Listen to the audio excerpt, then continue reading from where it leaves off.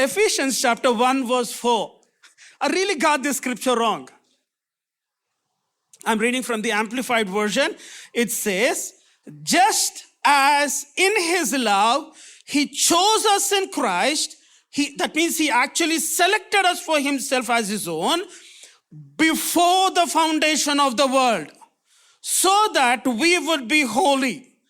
That means we should be consecrated, set apart for him, his purpose, and be purpose-driven and blameless in his sight. So that's why God chose. So I understood this scripture about predestination as if everything about my life is pre-planned. Every nitty-gritty thing about my life is, in a way it is, yes, this scripture is true. Before God laid the foundations of this world, he has set me apart. He had a purpose for me and he called me in his eternal love. Now, but that doesn't mean that I cannot spoil the plan that God has for me. God might have a plan for me, a purpose for me, and the only person who can ruin that is me.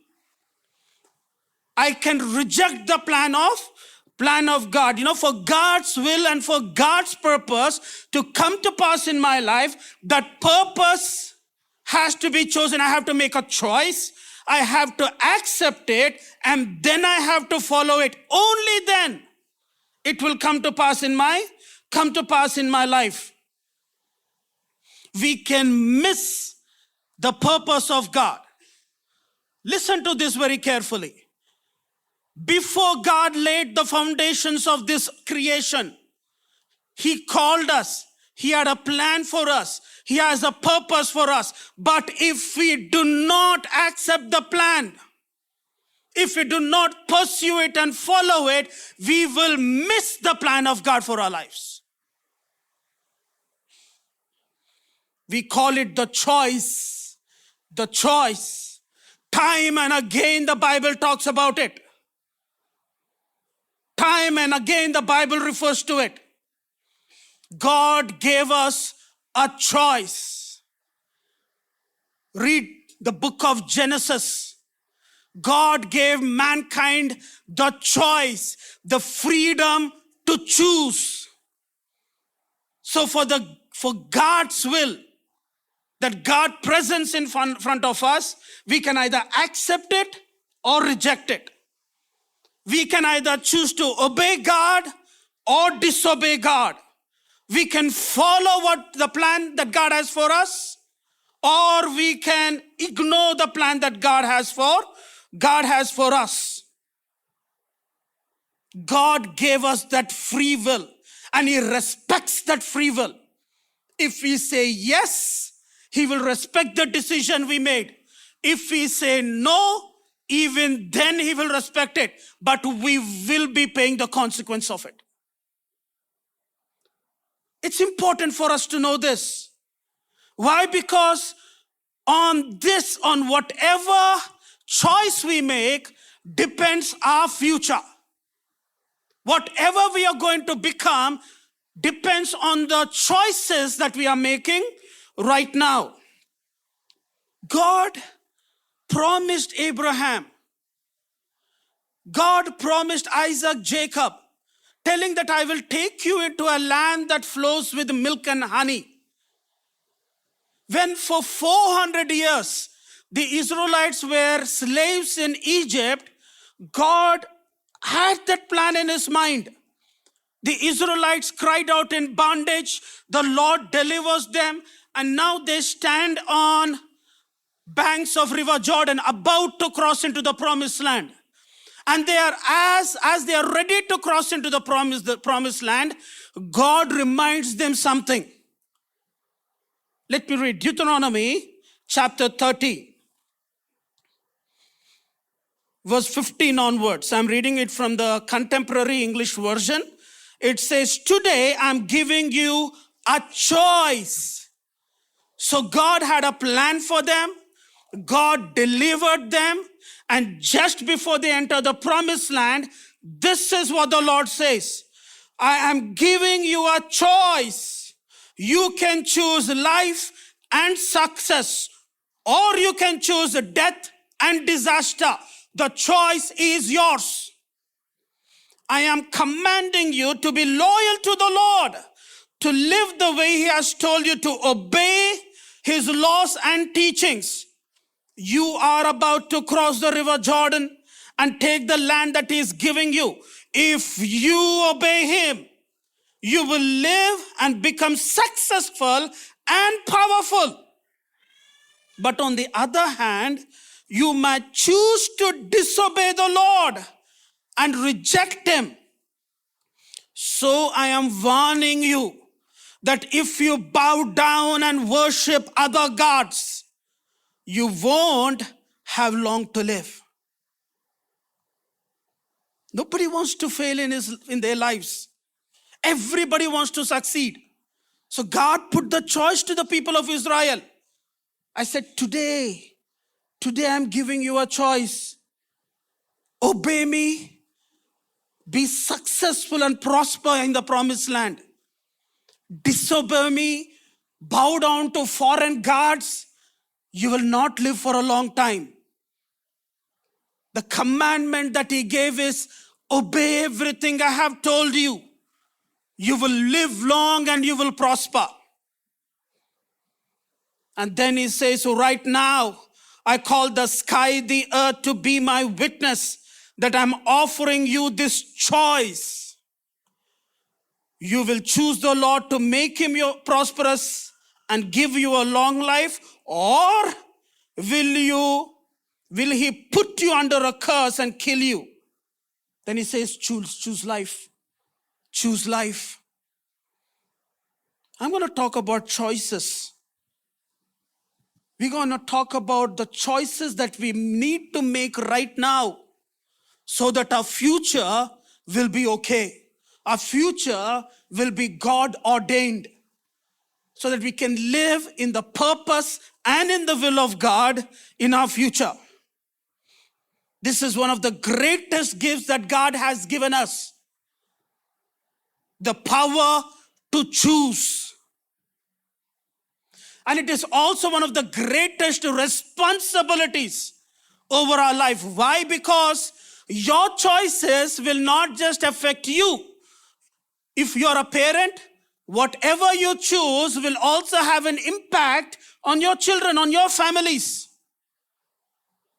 If you're an individual, your choices will affect those who are closer to you, depending on the type and the kind of choice that you're going to make. It's a great responsibility. And if we make a wrong choice, it will become our greatest curse. It's a great blessing. It's a great responsibility. It could also be a great curse if a wrong choice has been made. You know, there's certain things that we can't really choose. We have not made a choice in our life, right? How many of us choose to be born in India? How many of us choose who our parents would be? These are outside the scope of our control. We did make those choices. God made those choices, right?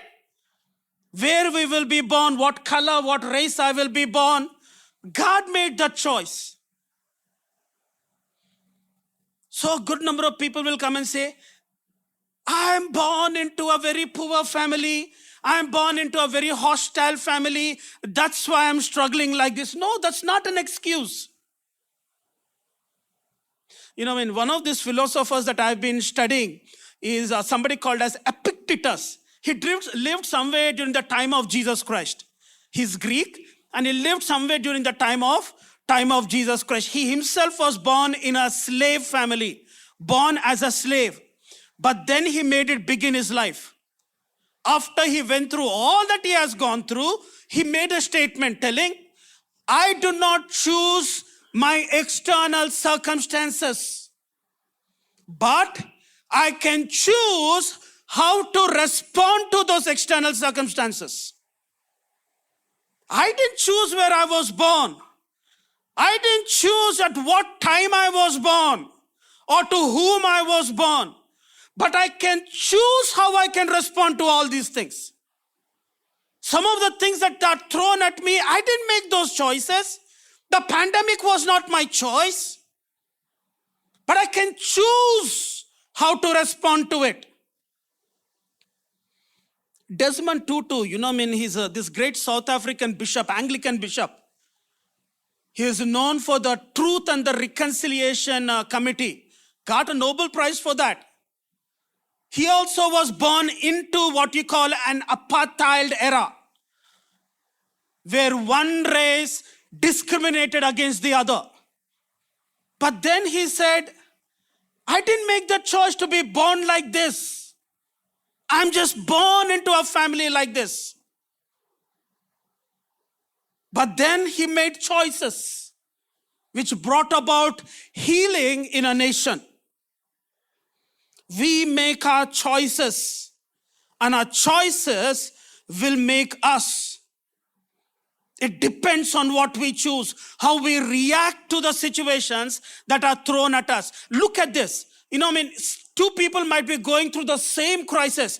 One fellow will succumb, the other fellow will prosper. There are people who will come out of a storm more stronger, and there are people who will die cribbing and crying. It just depends on how they deal with what is thrown at them. Let's make choices, my brother. Let's make choices, my sister. Choices that will build us. Choices that will make us align ourselves to the promises, to the purposes of God. We make our choices, and our choices will make us. Believe me, somebody said that our choices are far more important in shaping our life than our circumstances. We can't blame circumstances all the time. Our choices are far more important in directing the course of our life. So how do we make those choices? Smart people are always asking the question, what should I be doing today to be where I want to be tomorrow? They're always asking that question. And if you are asking that question, that's called wisdom. What should I be making today? What choices should I be making today so that 5-10 years from now, I will be where I want to be? Believe me, any one of you can become a prophet. If you don't believe in the prophetic and all those things, I can still make you a prophet. If you go to somebody who's studying their 10th class and ask, what will you take in your inter? Based on that, you can tell what they will become or what they will not become. Pakka, everybody who takes CEC will never become a doctor. If at all they become a doctor, God help us. Yeah. Why? You made that, you know it, you know what they're going to become, or almost you're certain about where they are going to go or where they are not going to go because of the choice they are making right now. You tell me what you're choosing right now. I can tell you at least to a certain degree of effectiveness what you will be 5 or 10 years from now. It's all about your choice. We make our choices, and then our choices will make us. I'm going to look at a few examples from the Bible about the choices that we make, or the choices that godly people made and how those choices affected them. Let's talk about Moses first. Let's talk about the New Testament take on the choices that Moses were presented with. Hebrews chapter 11 verse 23. It says, it's basically a summary of the life of Moses. By faith, Moses' parents hid him for 3 months after he was born because they saw that he was no ordinary boy. And they were not afraid of the king's edict. By faith, Moses, when he was grown up, he refused to be known as sons of Pharaoh's daughter. He chose to be mistreated along with the people of God rather than to enjoy the pleasures of sin for a short time. He regarded disgrace for the sake of Christ as of far greater value than the treasures of Egypt, because he was looking ahead to his reward. By faith he left Egypt, not fearing the king's anger. He persevered because he saw him who is invisible. Talks about at least 3 or 4 kinds of choices that were made in this particular scripture. Number 1, God chose Moses. Number 2, his parents chose him. Number 3, Moses himself made his choices. And this is the story about every other great man and woman of God in the Bible. God chose Moses. God chose us for a particular purpose. All of us.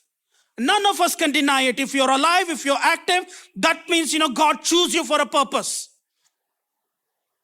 Again, Ephesians says, before the foundations of creation were laid, he made a choice for us. Number 2, his parents choose. By faith, they made a choice that they will not surrender the baby to the Egyptian soldiers. They put him in a basket, let it go in River Nile. They made a choice for their child. Honestly, sometimes I listen to parents telling, we are not forcing anything on our children. Once they grow up, we will give them the freedom to choose. We are not forcing them to come to Sunday school. We are not forcing them to come to church, because when they grow up, they will make a choice and all. Good luck. If you are a responsible parent, you will make the right choice for those under you, for your children. And when Moses was grown up, he made his own choices. That's becoming wise and mature. You're not dictated by the terms of others, but you make your own choices. He said, I refuse to be associated with the household of Pharaoh. He refused to be called the son of Pharaoh's daughter. But then he associated himself with the Hebrew slaves and he left Egypt. That's the choice he made. We make our choices, and our choices will make us. What we choose today will determine what we are going to be tomorrow. This is especially true for if you're a young boy, young girl, you're still kind of standing at the crossroads, you need to make a career decision. Listen to this carefully. What choice you're going to make today, whatever you choose, it will determine your future. There are 4 things I would like to share today in today's message, and then we will respond to this message. Number 1, or like 4 values that we need to imbibe in our lives. Number 1, refuse to be defined by others. In our choice-making process, refuse to be defined by others. Let not others define who you are. Let's talk about Moses himself. It says, by faith, Moses, when he had grown up, refused to be known as son of Pharaoh's daughter. He refused to be defined by others, because oftentimes I have figured out that people do not define us the way we are to be. The way God defines us and the way people define us is totally different. Look at it. Let me talk a few examples from the Bible. If you look at the book of Judges, Gideon, I'm talking about Gideon. And Gideon says something like this. He had a low self-esteem of himself. Why? Because everybody looked at him like that. Judges chapter 6 verse 12 talks like this. The angel of the Lord appeared to him and said, the Lord is with you, O mighty warrior, or O courageous man, O brave man. That's how heavens saw Gideon. But how did Gideon saw himself? How did Gideon see himself? What was its estimation in his own eyes? Verse 15 says, pardon me, my Lord, Gideon replied, but how can I save Israel? My clan is the weakest in Manasseh, and I am the least in my family. You know, that's how Gideon understood about himself. First of all, among all the tribes of Israel, the weakest one is Manasseh. In that tribe, the weakest clan is the Gideon's clan. And in this family, the weakest fellow is Gideon. And as he was growing, people drilled it into his mind. You are weak, you are weak, you are good for nothing, you are good for nothing. And looks like the way Gideon was hiding. Looking at the way what Gideon was doing, Gideon accepted that fact. I am weak. You know, it's somebody who said, you can't do it, you can't do it, you can't do it in your life. You can't come up in your life. You will never pass in your life, never pass in your life. And you accepted it. Jeremiah chapter 1 verse 6. Allah, sovereign Lord, I said, I don't know how to speak. I am too young. That was Jeremiah's response. When the Lord said, go, talk on my behalf. Jeremiah says, I'm too young, God. What are you saying? Nobody respects the voice of a young boy. If I go and talk, you'll say, what are you, man? You're a bacha in front of me. Jeremiah also accepted that fact. But then the Lord said, do not say I am young. You must go to everyone I send you and say whatever I command you.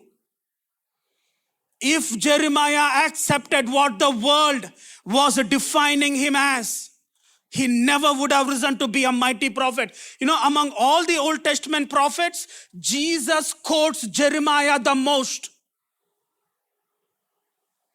Let's look at Daniel. You will find the introduction of Daniel starts with an exile.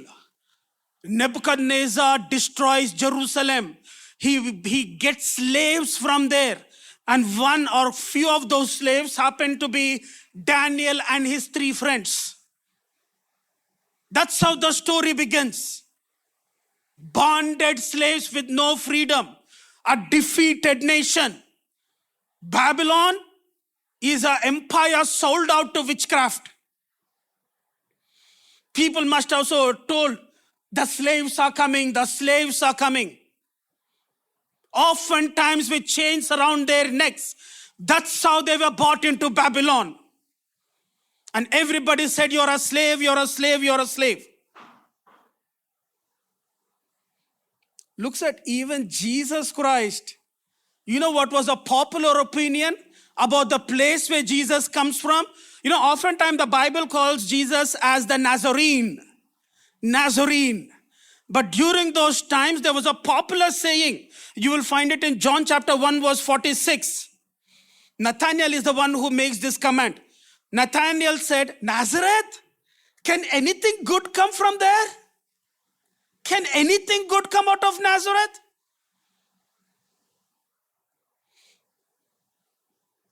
Do not allow the world to define who you are. If you listen to the world will say you're a loser. The world will say you're good for nothing. You know, it's like an identity crisis. We love to be validated by those around us. We love to feel that importance that other people give to us. And we yearn for that importance. We allow people to define who we are. So my question to you is, who are you letting to determine your identity?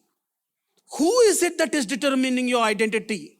Are your friends determining who you are? Or is your family determining who you are? Are your co-workers, are you looking for validation from them? Or is it your spouse, your boyfriend, or your girlfriend? Whose validation are we seeking today?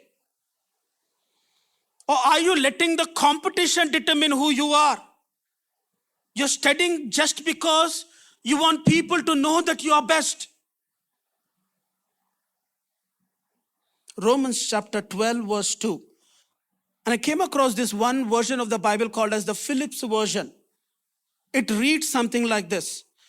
Do not let the world around you squeeze you into its own mold. Let me read one more time. Do not let the world around you squeeze you into its own mold, but let God remold your minds from within, so that you may prove in practice the plan of God that is very good for you. Do not allow the world to squeeze you into a particular mold, but let God give you that freedom. Let God transform your mind so that you will know that He is a good God and He has a good plan for your life. Or in other words, Exodus chapter 23 is a powerful commandment. Moses says, do not follow the crowd in doing evil, in doing wickedness or doing wrong. Just because everybody does it, that doesn't mean I also should just go and do it. That should not be the excuse for why you do whatever you do. If somebody catches you for doing something wrong, don't give an excuse. Everybody is doing it. Everybody is doing it. No. Do not follow the crowd. You know, the moment you say everybody is doing it, that means you gave up your identity. You have identified yourself with them. Just because something is legal, that doesn't mean it is moral. In a country like ours, let's say, there are countries where like live-in relationship is okay. It might be legal, but it is not moral. It is not scriptural. We go by the word of the Lord. Amen.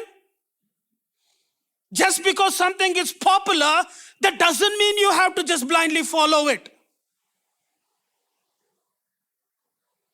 1 Thessalonians chapter 2 verse 4. Our purpose is to please God, not people. Our purpose is to please God, not people. He is the one who examines the motives of our hearts. Our purpose is to please God. So let's keep it that way. I don't care whether others validate me or no. All I want to do is please God. Is God happy with me or no? I'm not seeking validation from anybody around me. But what does God think about me? Thomas Kempis wrote a book called The Imitation of Christ. And in that book, he brings forth an idea about, years later we call that idea as what would Jesus do? If you're in a situation, the only thing that should matter to you is what would Jesus do if he were in this situation? You go by that, you will be a God pleaser, not a man pleaser. The second one, this is very important and a good number of us should learn from this. The second value that we need to have is choose short-term pain over long-term gain. Now this is very important. Choose short-term pain. Okay, from the stage I'm telling choose pain. Short-term pain over long-term gain. I think one of the problems that we have right now is we want everything now. We want pleasure now. We want success now. Nothing happens like that. Nothing is instant in this world. Everything takes time. We want it and we want it now. Now, for those people who are always in a hurry to achieve things, always in a hurry to enjoy life, they are the ones who make mistakes. Let's say two young people who have a desire to have let's say physical satisfaction even before they get married, end up in unwanted pregnancies. You might have had a short-term pleasure, but it's going to be long-term pain for you. But those people who know how to delay gratification, will enjoy the good benefits of it later on. In my life, by this time, I have figured out, sometimes the right thing to do is not the easiest thing to do. Sometimes the right thing to do is the hardest thing to do. And a good number of you by this time know this fact. If good things were easy to do, all of us will be good, right? Sometimes the right path to take is the hardest path. In fact, Jesus says the road is narrow and the road to destruction is wide. Sometimes we will have to go through hard times just because we have made a choice to do what is right. And just because you're going through a problem doesn't mean that you are wrong. Oftentimes, good people go through hard situations or bad situations in their lives. Gideon also went through a bad situation. Because once he was chosen, he had to raise up an army. Till the time he was a coward, running away. David also had to go through a hard time. Once Samuel poured that oil and said, you will be the next king of Israel. For years together, he was running from his own father-in-law. He was running from his own king. Jeremiah also went through hard times because he made a right choice. Oftentimes people branded him the weeping prophet, and whenever Jeremiah would come, the king would say, oh my God, why did you come, man? Daniel also went through hard times, thrown into a den full of lions, accused, all kinds of people around him playing politics with his life. Just because you go through a bad time doesn't mean you're wrong. You can be right and still go through hard times in your life. So who are we blaming for the lack of success in our life? Make the choices, even though they are hard. I shared this before. Let me share it again. I told you, hard times will come to all of us. Either they will come now or in the future. It's totally up to us when we want the hard times to come in our life. We can go, let's say for a student, if another 2 months, if your examinations are coming, and if you have planned up what to binge watch on Netflix for the next 3 weeks, God help you. You will enjoy for the next 3 weeks, but you will suffer for the next 30 years. But you can choose to study. Stay awake, study, do all the hard work right now, and then you can reap the rewards of it when you have a good career in the future. You either struggle now, live a good life later, or else enjoy everything right now and struggle for the rest of your life. Up to us. It's again a choice. We need to make some of those choices. One thing I have known is I cannot really blame my past for everything that happens in my life. In my past, you can also think about your past. People have hurt you, they have scarred you, they have harmed you. But one thing I make sure is I will not allow them to ruin my life. I know that God has a plan for me. I will pursue it no matter what. We might be the products of our past. Whatever we are right now is because of whatever transpired, whatever happened in our past. We might be the products of our past, but we are not going to allow the past to define our future. It is not going to define who I am. Put your trust in God. The third one, choose godly values and not what the culture values. There's this old Assamese song, very popular in the church, in Christendom. The cross before me, the world behind me. No turning back, no turning back. Choose what God values, not what the world values. Daniel made a choice to stand up and say, I will not partake of the food of these Babylonians. In fact, the Bible says Daniel resolved in his heart not to defile himself. He made a choice. And the Lord acknowledged his choice. The Lord blessed the choice he made. His three friends, Shadrach, Meshach, Abednego, also made a choice. Even if you throw us in fire, even if my God does not come and save us, we will still not bow down to this idol. And the Lord respected the choice of these three young men. Choose what God values, not what your culture values. What is the culture value, by the way?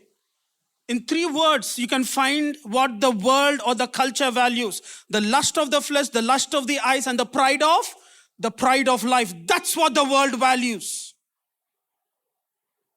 The values of God are totally something else. In fact, this is how the Bible talks about the values of the world. 1 John chapter 2 verse 17, it says, the world and everything in it that people desire is passing away. It is just going away. But those who do the will of the Lord will live forever.